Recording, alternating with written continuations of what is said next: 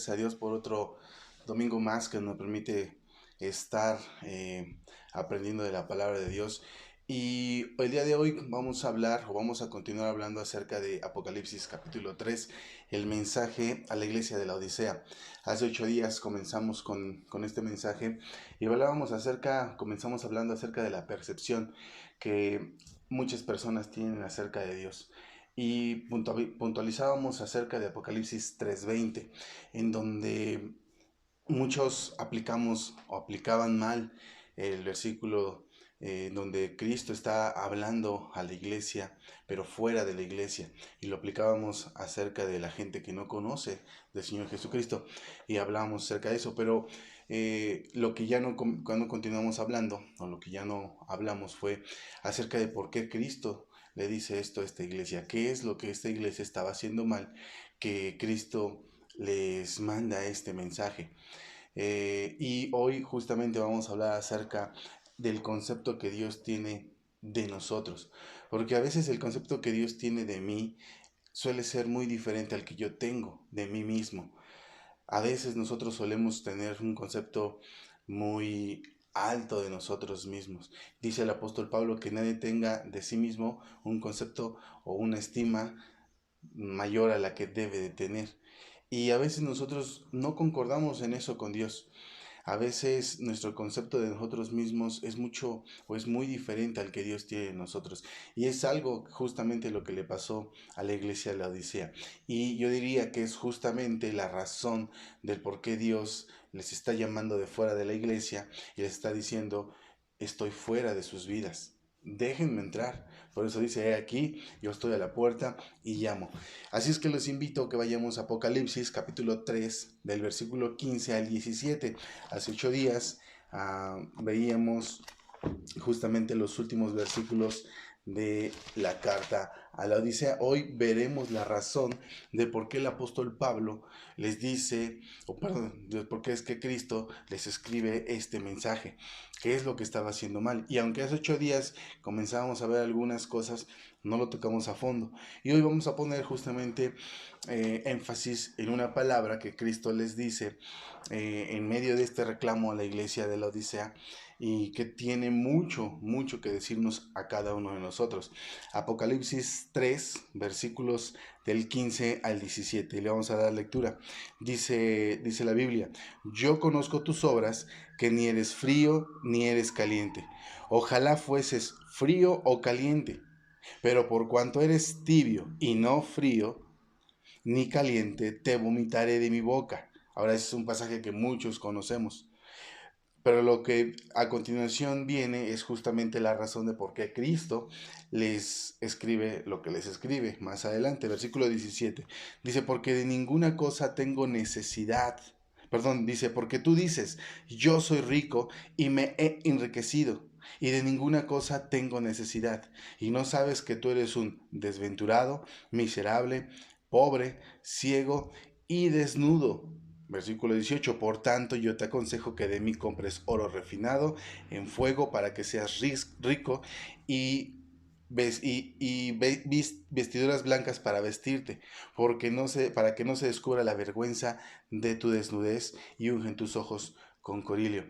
Y entonces el Señor Jesucristo comienza diciéndoles, tú crees que eres rico y dices que no tienes necesidad de nada. Ahora, hablábamos hace 8 días acerca del contexto de la iglesia de la Odisea. Y sí, la iglesia de la Odisea era una iglesia o estaba ubicada en una ciudad muy próspera. Según los historiadores, esta iglesia, la ciudad donde estaba ubicada la Odisea, era una ciudad rica, porque era una ciudad que era una tierra fértil, estaba situada junto a un río muy, muy, muy grande en ese tiempo. Se dedicaban a la crianza de ovejas. Prácticamente era una ciudad con industria, podríamos decirlo, textilera. Fabricaban lana negra, que en ese tiempo tenía mucha demanda, se comercializaba muchísimo, y eso le permitía a la ciudad de la Odisea pues ser o posicionarse como una de las ciudades más ricas en su tiempo. Y sí, efectivamente, muchos congregantes, miembros de la iglesia de la Odisea, seguramente eran de una posición social pues cómoda. Si bien no eran ricos, sí tenían, por lo mismo de cómo la ciudad se movía, sí tenían una buena posición socialmente hablando. El problema, y es que como lo comenzamos diciendo, es que a veces el concepto que tenemos de nosotros mismos no suele ser el mismo que tiene Dios acerca de nosotros, el mismo concepto que tiene Dios de nosotros. Y eso es justamente lo que le pasó a la iglesia de la Odisea. Ellos creían que por tener todo alrededor de ellos lo que ellos querían en cuanto a bienes materiales, creían que no tenían necesidad de Dios. Y es aquí donde Jesús hace el énfasis. Y después de que Jesús les abre su corazón y les dice, yo pienso todo lo contrario de lo que ustedes piensan de sí mismos, Jesús les coloca 5 adjetivos. Y los 5 adjetivos se pueden resumir en una sola cosa. Claro, si nos pusiéramos a estudiar palabra y por cada adjetivo, adjetivo por adjetivo, claro que podríamos ampliar todo esto, pero a veces el tiempo no nos los permite. Pero las 5 palabras se pudieran resumir en una sola palabra. ¿Cuáles son esos 5 adjetivos? Los encontramos en el versículo 17, en la parte final. Dice que tú eres un desventurado. Desventurado lo podemos traducir como alguien sin suerte, alguien al que le va mal, normalmente, que siempre le va mal, miserable, pobre, ciego y desnudo. 5 adjetivos que podríamos englobarlos o podríamos catalogarlos, clasificarlos en uno solo. Y tiene que ver con la pobreza espiritual. De hecho, Jesús, eso es en lo que le hace hincapié. Le dice, tú piensas que eres rico, pero en realidad delante de mí eres pobre. ¿Y acerca de qué pobrezas Jesús le estaba hablando? Porque, como les comentaba hace un rato, la iglesia de la Odisea era una iglesia próspera. Si algo tenía la iglesia de la Odisea es que sí era una iglesia próspera en el sentido material y físico. Ahora, anteriormente hemos hablado acerca de qué es la prosperidad a la luz de la Biblia, pero ellos tenían ese concepto acerca de la prosperidad. Sin embargo, le dice, eres una persona pobre, eres pobre. Y para entender qué es lo que Jesús le estaba tratando de decir a la iglesia de la Odisea, y para entender qué es lo que hoy el Espíritu Santo quiere hablar a nuestras vidas, y qué es lo que quiere Dios que comprendamos, tenemos que estudiar todo alrededor de esta palabra, acerca de la pobreza espiritual.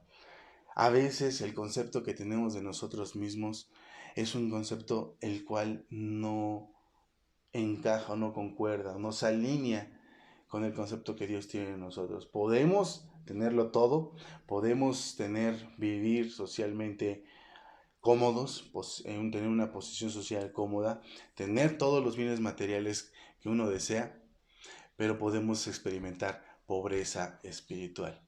Y que desde un punto de vista eterno, espiritual, Jesús dijo, haceos tesoros en el cielo, no aquí en la tierra, porque todo aquí en la tierra se corrompe. Y de pronto, cuando tú y yo seamos llamados a cuenta, tenemos que estar seguros, debemos estar seguros de que cuando lleguemos a la presencia de Dios, no sufriremos esta pobreza espiritual. Cuando lleguemos delante de la presencia de Dios, aun cuando en la tierra, aquí en esta vida, padezcamos, batallemos y luchemos y estemos sufriendo por los bienes materiales, cuando lleguemos al cielo, tenemos que estar seguros de que en el cielo tenemos tesoros y somos ricos espiritualmente hablando y no pobres espiritualmente hablando. Pero alguna vez Cristo, cuando estaba reunido con sus discípulos, cuando comienza su ministerio, en aquel discurso muy conocido en el que todos conocemos como el Sermón del Monte, el primer punto de las bienaventuranzas, hace tiempo hablábamos acerca de las bienaventuranzas, pero el primer punto que toca Jesús acerca o que les enseña a sus discípulos es justamente eso, la pobreza espiritual. Y para esto tenemos que irnos a Mateo capítulo 5, el Evangelio de Mateo capítulo 5, versículo 3. Y vamos a ver cómo es que Jesús comienza su discurso acerca de la pobreza espiritual y qué es lo que Jesús quería que los discípulos entendieran. Y hoy tenemos que entender cómo es que Dios está viendo nuestras vidas. El concepto más importante que nos debe importar, la opinión más importante que nos debe opinar acerca de nuestra vida, por supuesto, debe ser de Dios. La mayor opinión la debe tener Dios. Ahora, no estamos hablando porque muchos podemos pensar, bueno, o muchos piensan de esta manera, mientras yo esté bien con Dios, los demás no me importan. Y tampoco se trata de eso, porque la Biblia, el apóstol Pablo nos dice, mientras esté en sus manos, con todos estén en paz. O sea, dicho de otra forma, es que delante de los hombres debemos guardar un buen testimonio. Pero la opinión más importante la tiene que dar Dios. Porque hablando del concepto que muchos puedan tener acerca de nuestra vida, vaya, esto puede variar. Esto puede ser muy diferente, depende y de acuerdo a cada persona. Ahora, el concepto que tengan cada una de las personas acerca de mí, pues bueno, es relativo, porque cada persona habla de acuerdo desde su enfoque. Si alguien te cae mal, seguramente el concepto que tienes de esa persona es un concepto malo. Y si alguien te cae bien, aunque esa persona sea mala, tienes un concepto bueno. Así es que de pronto la opinión de la gente que te rodea es muy subjetivo. Sin embargo, la verdad absoluta la tiene Dios. Y es justamente eso es lo que nos tiene que preocupar, el concepto que tiene Dios de nosotros. Y dice Mateo capítulo 5, versículo 3. Dice, bueno, se los leo desde el 1, pero vamos a poner énfasis en el 3. Viendo a la multitud, subió al monte y sentándose, vinieron él a sus discípulos. Y abriendo su boca les enseñaba diciendo, lo primero que Jesús hace énfasis es en esto, la pobreza espiritual. Y versículo 3 dice, bienaventurados los pobres en espíritu, porque de ellos es el reino de los cielos. O ellos, en otras versiones de la Biblia dice, ellos heredarán el reino de los cielos. Así es que Jesús comienza a establecer las bienaventuranzas y comienza hablando acerca de la pobreza espiritual. Dios desea que seamos pobres espiritualmente hablando. Ahora, ahorita vamos a ir poco a poco desglosando acerca de esto. Y qué es lo que Cristo quería decir acerca de cada una de estas cosas. Pero este versículo lo podríamos dividir en tres partes o tres cosas. La primera, bienaventurado. Lo segundo, la pobreza. Y lo tercero, dice, de ellos serán o ellos heredarán el reino de los cielos. Y es que la primera parte y lo último seguramente a todos nos agrada. Ser bienaventurado, ser dichoso, ser doblemente gozoso, ser bendecido grandemente por Dios, seguramente a todos nos agrada esa idea. Y lo tercero también nos agrada heredar el reino de los cielos, por supuesto. Pero entre esas dos palabras que tanto nos agrada está una que se llama pobreza espiritual. Y la pobreza se podría traducir, sin necesidad de ir a un diccionario, se podría traducir en una necesidad completamente de Dios. Es decir, estar completamente necesitado. Si tuviéramos que definir la pobreza, podríamos definirla de esa manera. Estar completamente necesitado, carecer de cualquier cosa que necesitemos a nuestro alrededor.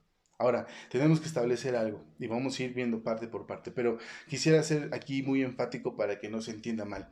Jesús no estaba diciendo que necesito ser pobre económicamente para agradar a Dios. Algunas personas suelen pensar esto, que necesito ser pobre.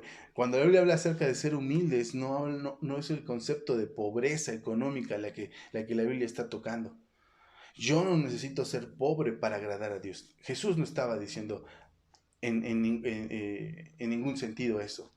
Tampoco Jesús estaba diciendo que él tenía problemas con el dinero o con la gente que tiene mucho dinero. Tampoco es Jesús estaba diciendo eso. No estaba diciendo que los ricos no iban a heredar el reino de los cielos. Jesús, como más adelante en la Biblia podemos entenderlo, estaba poniendo énfasis en la motivación del corazón. Y pasajes más adelante encontramos en la Biblia que dice que el problema no es el dinero que tú y yo podamos tener, es el amor con el cual tú y yo estemos arraigados en ese dinero. El problema no es el dinero, sino el amor al dinero. Eso sí, Jesús sí lo dejó muy claro y lo estableció, estableció parámetros muy definidos para que pudiéramos entender exactamente eso. Así es que Jesús no estaba diciendo que tenía problemas con la gente de mucho dinero. Claro, si tú puedes prosperar en ese sentido, puedes tener los bienes que tú puedas tener al alcance, no hay ningún problema. Ahí no está el problema. El problema está en la motivación. Pero de pronto nos pasa a veces en las iglesias, solemos desviar lo que la Biblia dice, como nos pasó y como lo hemos visto o lo vimos hace 8 días en Apocalipsis, cuando Cristo decía que he aquí yo estoy a la puerta y llamo. A veces lo entienden mal. Y este tema a veces de lo económico también lo entienden mal. Es como aquel pasaje, 2 Corintios 9:16, en donde por no estudiarlo de la manera correcta, muchas iglesias desafortunadamente lo toman como una excusa para defraudar a sus congregantes. Segundo los Corintios 9:16 es aquel pasaje que dice que el que siembra escasamente, segará escasamente. Pero el que siembra generosamente, segará o cosechará generosamente. Y de pronto he escuchado por mucho tiempo, he escuchado personas que dicen o toman este pasaje para decir, si tú das mucho a la iglesia, Dios te va a dar mucho. Pero si tú das muy poco, Dios te va a dar poco. Y eso no es lo que quería decir el apóstol Pablo. El apóstol Pablo no tenía nunca su mira en las cosas físicas. Al apóstol Pablo no le importaba. Al apóstol Pablo decía, sé tener y sé no tener. Él tenía su oficio.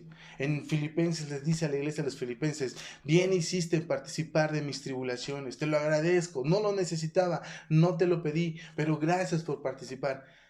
Así es que cuando el apóstol Pablo escribe esto, él no estaba hablando acerca del dinero.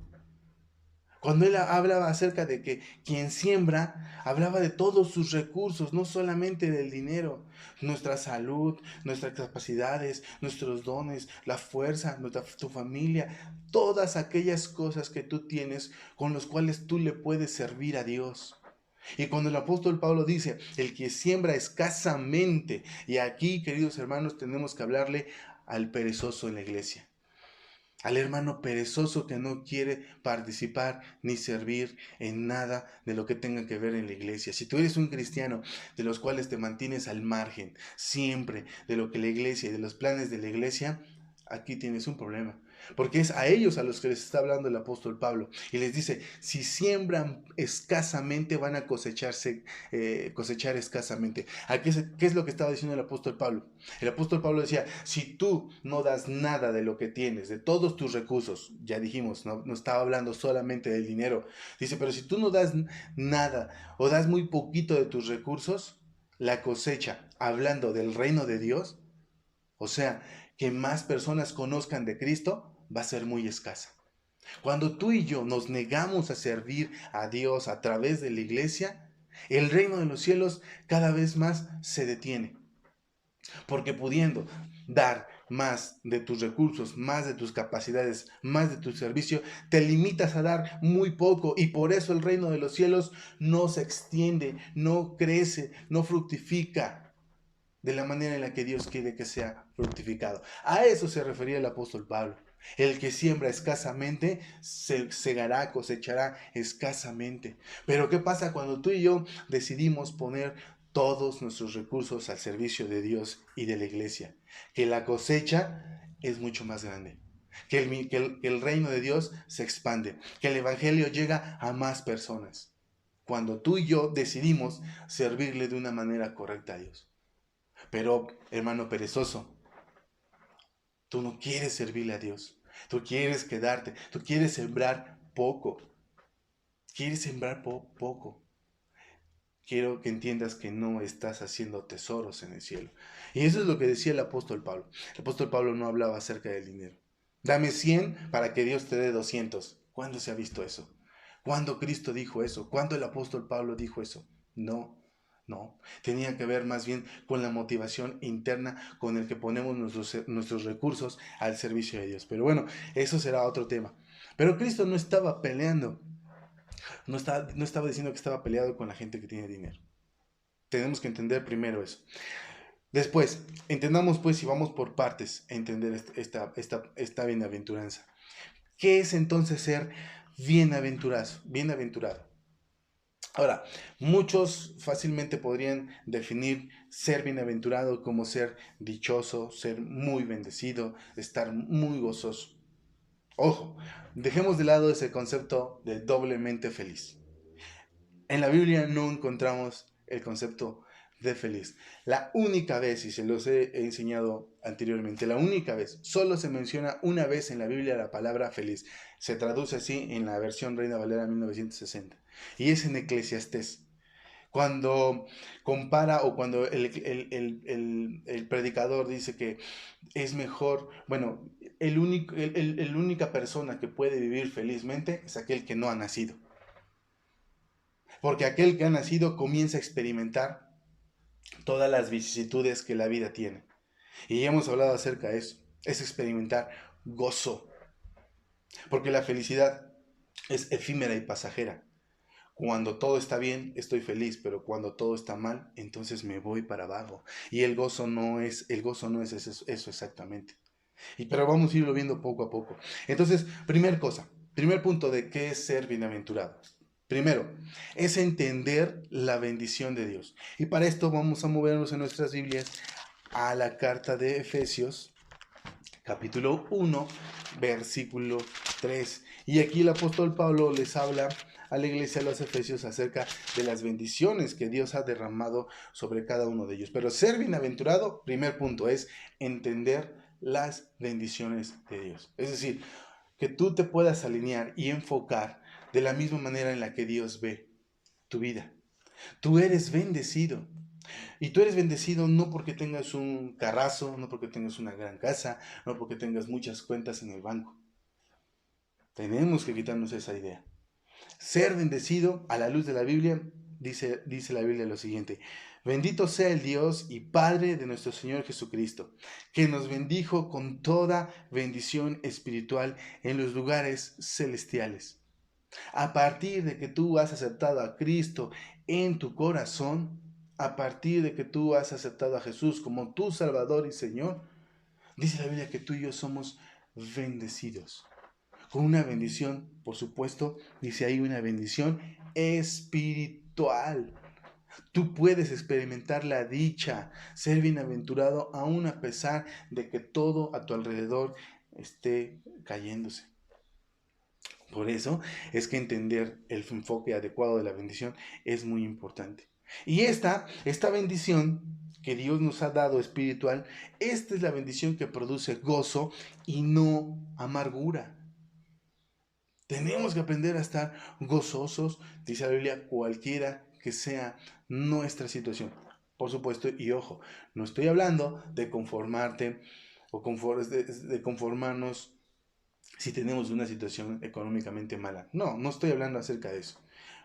Mientras estén nuestras posibilidades, tenemos que ser muy creativos, tenemos que ser muy trabajadores, tenemos que pedirle a Dios que nos ayude, exponernos en sus manos, pero necesitamos nosotros poner en nuestra parte. Eso es claro, no estoy hablando de conformismo, no.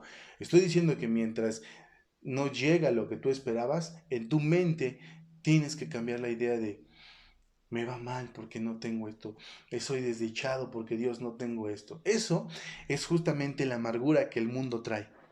La amargura que produce el mundo es una amargura que no está de acuerdo a los principios bíblicos. ¿Por qué? Porque la amargura es producida por el mundo, pero el gozo se arraiga en Cristo. A veces muchos de nosotros nos amargamos porque no tengo esto, no tengo esto, y es que si tuviera esto, si fuera eso la razón de sentirte bien bendecido, dichoso, bienaventurado, ¿por qué es que tantos millonarios se suicidan? ¿Por qué es que actores que lo tienen todo, fama, fortuna, grandes casas, se terminan suicidando? Porque la amargura que produce el mundo es una amargura de la cual nunca te vas a sentir pleno.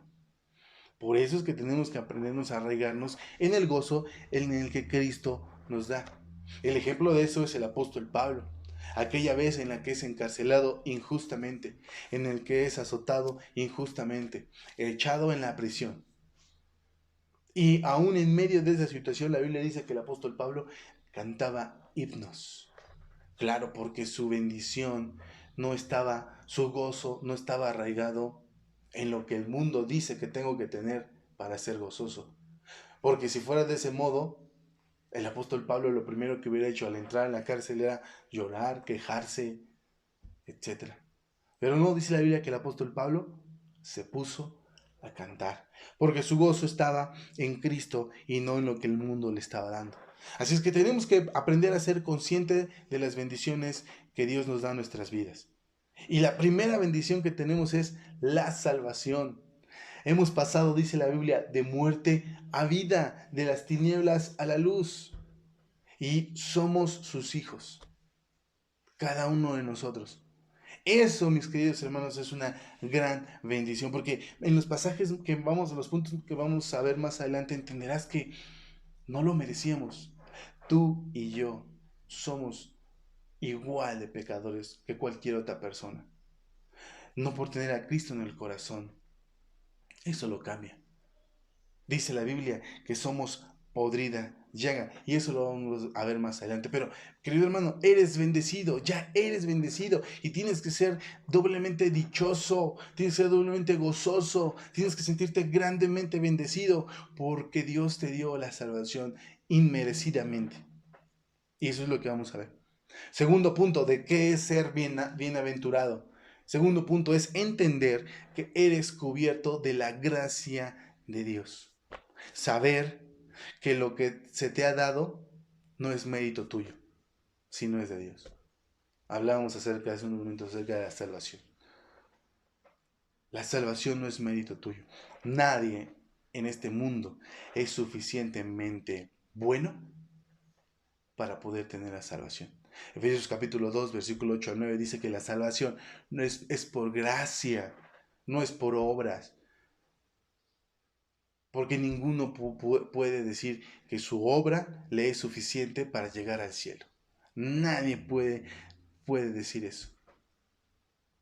La Biblia misma dice en Isaías 66:4, y lo vamos a ver más adelante, pero dice que nuestras obras justas son como trapos de inmundicia. Aún en nuestras mejores obras obra una mala motivación. Pero eso lo vamos a ver más adelante. Así es que el segundo punto de qué es ser bienaventurado es, debes entender que estás cubierto por la gracia de Dios. Y eso te tiene que ser dichoso. Todos los días tú y yo somos perdonados por la sangre preciosa de Cristo. No lo merecemos. No tenemos ningún mérito para lograr eso. Pero lo tenemos gracias a la sangre de Cristo. Y tres, vamos rápido porque si no se nos acaba el tiempo. Entender, tercer punto, de qué es ser bienaventurado. Entender que tú no hiciste nada para tener lo que tienes. Tú no hiciste nada para tener lo que tienes. ¿Y a qué me refiero con eso? La segunda parte o la parte final de la bienaventuranza que ya leímos en Mateo capítulo 5, versículo 3, dice que ellos tendrán el reino de los cielos. En otras versiones lo traducen como ellos heredarán el reino de los cielos. Y hermano, para heredar algo, tú no tienes que hacer nada. Lo recibes sin ningún mérito propio. Eso es la herencia. Y es algo que Dios nos ha dado sin hacer nada nosotros. Cristo lo hizo todo, fue a la cruz del Calvario por ti y por mí. Tú, yo no hicimos nada. Por más buenos que nos esforcemos en ser, eso no nos alcanza para ir al cielo. Ve lo que dice Efesios capítulo 2, versículo 1. Y aquí, muy atento, le quiero hablar al hermano que se apellida Perezoso, al hermano perezoso que no quiere servir en la iglesia. Fíjate lo que dice la Biblia, versículo 2, capítulo 2, versículo 1 del libro de la carta a los Efesios. Dice, Él os dio vida a vosotros cuando estabais muertos en vuestros delitos y vuestros pecados. Dicho de otra forma, Él te dio cuando tú no tenías nada. Cristo nos dio cuando tú y yo no teníamos absolutamente nada. Pero ahora que lo tenemos, tú ya no le quieres dar nada a Dios. Tú ya no le quieres dar nada a Dios. Y nos ponemos nuestros moños para servirle a Dios, para servirle a la iglesia. Y casi, querido hermano, es un privilegio que tú ayudes, que tú sirvas en la iglesia. No, hermano, no, no. Esa condición en la que a veces tú no le quieres servir a Dios, en la que muchas veces no le quieres servir a Dios, te convierte en todo lo contrario a ser un pobre espiritual. Eres un rico espiritual. Crees que no necesitas de Dios, crees que tus méritos son suficientes. Crees que con lo que haces, crees que con levantarte, casi, con despertar, con eso ya le haces un favor al mundo, un favor a la iglesia. Yo con asistir a la iglesia, que se den por servidos. Caray, querido hermano perezoso. Tienes que entender que cuando tú no tenías nada, Dios te dio todo. Y no puede ser que ahora tú te pongas tus moños para servirle a Dios. Que tengamos los pastores que rogarles para que sirvan en la iglesia, para que den de sus recursos. Ya lo vimos, el que siembra escasamente va a segar escasamente.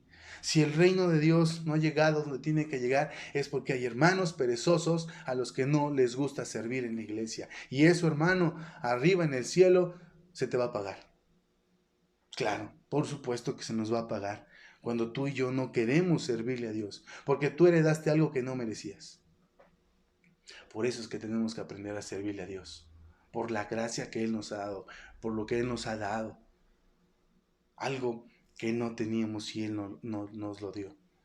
Pero el que entiende eso, dice la Biblia, es bienaventurado. El que entiende que servirle a Dios a través de la iglesia, a través de los hermanos, a través de la gente que no conoce de Cristo, eso es sentirse bienaventurado, eso es ser dichoso. El que quiere estar cómodo sin que nadie lo moleste, ay no, yo no quiero servir porque me tengo que dar de mi tiempo, de mi esfuerzo y no, yo tengo que estar aquí, tengo que hacer eso. Eso es un desventurado, dice Apocalipsis. Eso es un desventurado. Y si no lo entiendes, querido hermano, quiero decirte que eres de los que siembras escasamente.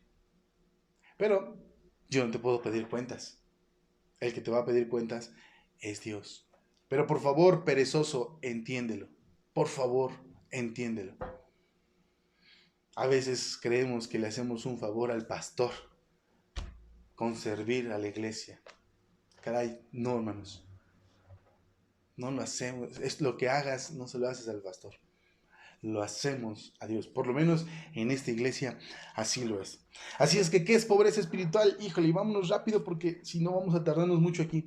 Éxodo capítulo 5. Veamos, para entender la pobreza espiritual, vamos a ver algo contrario a la pobreza espiritual en boca de uno de los personajes más famosos en el Pentateuco, que es el faraón. Cuando Moisés, Aarón van enviados de parte de Dios para hablar con este hombre, para que Faraón suelte a su pueblo Israel, miren lo que contestó Faraón, versículo 2 de Éxodo capítulo 5. Y Faraón respondió: ¿quién es Jehová para que yo oiga su voz y deje ir a Israel? Yo no conozco a Jehová, ni tampoco dejaré ir a Israel. Fíjate el corazón de este hombre. Y él se preguntaba: ¿y quién es Dios? Y a veces mucha gente se pregunta, ¿y a mí? O se dice, ¿y a mí qué me importa Dios? Muchas veces cuando nos hablaban de Dios o nos han hablado de Dios, esa es nuestra primera reacción. ¿Y a mí qué me importa Dios? Esas personas no son pobres espiritualmente hablando. Es decir, no entienden que tienen una necesidad de Dios. Ellos creen, como la iglesia de la Odisea, que tienen todas sus necesidades cubiertas. Ellos creen que no necesitan nada. Pero les diría a Cristo: pobre, eres desventurado, ciego, desnudo, miserable, pobre. Y aquí el faraón dice: ¿y quién es Dios? ¿Y a mí qué me importa Dios? Y aún los cristianos, los hijos de Dios, podemos decirle eso a Dios. ¿Y yo por qué tengo que servirle a Dios? ¿Y yo por qué tengo que servir en la iglesia? ¿Y yo por qué tengo que hacer esto? ¿Y yo por qué? ¿Y yo por qué? ¿Y yo por qué? ¿Y yo por qué? Y no entendemos lo que Jesús nos estaba diciendo en la bienaventuranza. ¿Y yo por qué tengo que sacrificar mi tiempo? ¿Y yo por qué me tengo que dormir tarde por servir a la iglesia? No se trata, hermanos, no se trata de, por lo menos en esta iglesia no es así, de que seamos abusados en la iglesia, no, hermanos, pero creo que muchos de nosotros hemos caído en esa riqueza espiritual, en donde creemos no necesitar nada de Dios, así como lo hizo el faraón. Creemos valernos por nosotros mismos, espiritualmente hablando. Creemos que lo que hacemos nos alcanza para agradar a Dios. Y no, hermano, por más bueno que tú quieras ser, no te alcanza para agradar a Dios. La única forma en la que tu vida puede agradarle a Dios es a través de que tú sientas la necesidad profunda de Dios. Y como resultado, que tú le sirvas. De otra forma, no le vas a poder agradar. Isaías capítulo 64, el pasaje que hace unos momentos parafraseábamos, vamos a leerlo. Isaías capítulo 64, versículo 6, dice la Biblia: si bien todos nosotros somos como suciedad, y todas nuestras justicias como trapo de inmundicia. Fíjate lo que está diciendo el profeta Isaías. Todas nuestras justicias son como un trapo de inmundicia. Somos tan pecadores, hermanos, que cuando hacemos algo bueno, aún en la motivación de hacer algo bueno, puede estar el pecado. Ejemplo, hoy que estamos viendo estas situaciones de escasez por la pandemia, por la falta de economía, la falta de empleos, la economía que está mal. ¿Cuántas veces no hemos encontrado en Facebook aquellas personas que van, donan algo a alguien, aquí donándole algo al más necesitado? Y dice la Biblia, lo que hace tu mano izquierda, que no lo sepa tu mano derecha, ¿no? Fíjate cómo aún en nuestras mejores obras, aún en eso, nuestra motivación es pecadora. Aún en eso. Muchos de nosotros queremos servir para ser vistos, para ser aplaudidos. ¿Saben, hermanos? Yo a veces noto que en muchos de nosotros solo queremos servir para ser reconocidos, pero no de un corazón genuino, que entiende que todo lo que tú puedas hacer no te basta, no alcanza para agradar a Dios. No te alcanza. Necesitamos tener y sentir esa necesidad profunda de Dios. Ser pobres espiritualmente, como Jesús lo estaba diciendo en la bienaventuranza. Y ya por último, mano, ya no me tardo, rápido, en 5 minutos terminamos. ¿Cómo reconocer a una persona pobre en espíritu? Bueno, lo reconoces por 4 cosas. La primera, lo reconoces por su dependencia de Dios. Lucas capítulo 15, versículo 14. Vámonos a movernos rápido, hermanos. Lucas 15, 14. Y dice así, dice la Biblia, así es la parábola del hijo pródigo. Vamos a leer del 14. Y cuando lo hubo malgastado, vino una gran hambre en aquella provincia y comenzó a faltarle. Y fue y se arrimó a uno de los ciudadanos de aquella tierra, el cual envió a su hacienda para que apacentase cerdos. Y deseaba llenar su vientre de las algarrobas que comían los cerdos, pero nadie le daba. Es decir, el hijo pródigo se hacía consciente de su necesidad. Ve lo que dice el versículo 17. Y volviendo en sí dijo, o sea, volviendo en sí dijo, mi necesidad la puedo suplir en otro lado. ¿Qué estoy haciendo aquí? Versículo 17. Y volviendo en sí dijo, ¿cuántos jornaleros en la casa de mi padre tienen abundancia de pan y yo aquí perezco de hambre? El hijo pródigo, una vez que entró en sí, reconoció que todo lo tenía con su padre y lejos de su padre no lo tenía nada.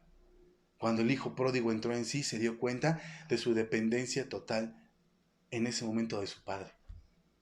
Entonces, ¿cómo puedo saber o reconocer a una persona pobre en espíritu? Cuando alguien es dependiente totalmente de Dios. Cuando sabe que con Dios puede tener todo, pero sin Dios puede tener nada. El mismo Jesús dijo, lejos de mí, nada podéis hacer. Tú puedes echarle muchas ganas para salir adelante, pero si tú no cuentas con la mano de Dios, el favor de Dios, no vas a poder hacer nada. Segundo punto, ¿cómo puedo saber que una persona es pobre en espíritu? Segunda cosa, es capaz de juzgar su propia vida antes que la de otros. Lucas, ahí adelantito donde estamos, Lucas 18, versículo del 10 al 13. Y dice la Biblia, la historia de dos hombres. Dice, dos hombres subieron al templo a orar. Uno era fariseo y el otro era publicano. El fariseo puesto en pie oraba consigo mismo de esta manera, o sea, hablaba consigo mismo, introspectivamente. Dice, Dios, te doy gracias porque no soy como los otros hombres, ladrones, injustos, adúlteros, ni aun como este publicano. O sea, el religioso, en lugar de pedir perdón por sus pecados, se fijaba en la pobreza, en la necesidad de otros. Este era el clásico ejemplo de la Odisea, sintiéndose rico, que él no necesitaba de Dios. Versículo 13. Mas el publicano, estando lejos, no quería ni aun alzar los ojos al cielo, sino que se golpeaba el pecho diciendo, Dios, sé propicio a mí, pecador. O sea, ni siquiera se sentía digno de levantar la mirada al cielo y de hablar con Dios. Ni siquiera sentía ese privilegio. No quería ni siquiera levantarlo, porque se sabía pecador. Pero alguien que tiene una pobreza espiritual, primero se juzga a él. Y dice, Señor, yo te necesito a ti. Alguien que es rico, dice, Señor, Él te necesita. Cuidado, hermanos, cuidado con aquel, o cuidado, o cuídate de tú ser aquellas personas que antes de juzgar tu vida, juzgas a las otras. Y eso que es pastor, y eso que conoce la Biblia, y eso que va a la iglesia, y eso, hermanos, no tiene otro nombre que se le llama fariseo, religioso. Cuidado con esas personas. Cuidado en ser como una de esas personas que creen no tener necesidad de Dios. Creen que los otros tienen necesidad de Dios. Ellos en sí mismos se creen dignos y a los otros los creen indignos. Cuidado, hermanos. Porque finalmente, versículo 14, ¿quién fue justificado? El publicano, aquel que juzgó su propia vida. Tercer punto y penúltimo, ¿cómo reconozco a una persona pobre en espíritu? Es aquel que reconoce que todo lo que tiene, lo tiene de Dios, económicamente, materialmente hablando. Primero los Corintios, capítulo 4, versículo 7, y le vamos a dar lectura rápidamente. Porque, ¿quién te distingue? ¿O qué tienes que no hayas recibido? Y si lo recibiste, ¿por qué te glorias como si lo glorías, perdón? ¿Por qué te glorías como si no lo hubieras recibido? O sea, dicho de otra forma es entender lo que tienes, poco o mucho, lo tienes por Dios. No por tus méritos, no porque estás guapo, no porque estás muy inteligente, no porque estás muy habilidoso, no porque sepas hacer muchas cosas. Lo tienes por Dios. Pobre espiritual es entender que todo lo que tú tienes es Dios quien te lo ha dado. Porque de lo contrario dirías como el de la Odisea, soy rico y no tengo necesidad de nada. No, mis hermanos, lo tienes por Dios. Y por último, ya para despedirnos, el cuarto punto, ¿cómo sé que una persona es pobre en espíritu? Tiene conciencia espiritual, pero tiene conciencia de su necesidad espiritual. Y con eso terminamos. Santiago, capítulo 1, versículo del 16 al 18. Y vamos a ver qué es lo que dice la Biblia. Amados hermanos míos, no erréis. Toda buena dádiva y todo don perfecto desciende de lo alto, del Padre de las luces, en el cual no hay mudanza ni sombra de variación. Pero todo de dónde desciende, de lo alto. Toda dádiva y todo don perfecto desciende de lo alto. Viene de nuestro Padre y tenemos una necesidad, necesitamos sentir esa necesidad profunda de Dios. Así es que, hermanos, hablando y cerrando ya este capítulo de la carta a la Odisea, hermanos, el concepto que Dios tiene de mí tiene que ser el mismo que yo tenga de mí mismo. Sé muy genuino, pregúntale a Dios, ¿qué piensas de mí? Sé sincero contigo y haz un juicio justo de ti. Ten un concepto justo de ti. No te engañes, hermano. No creas que lo que estás haciendo con eso ya eres rico y no tengo necesidad de nada. No, no te engañes. Mejor ve como el publicano fue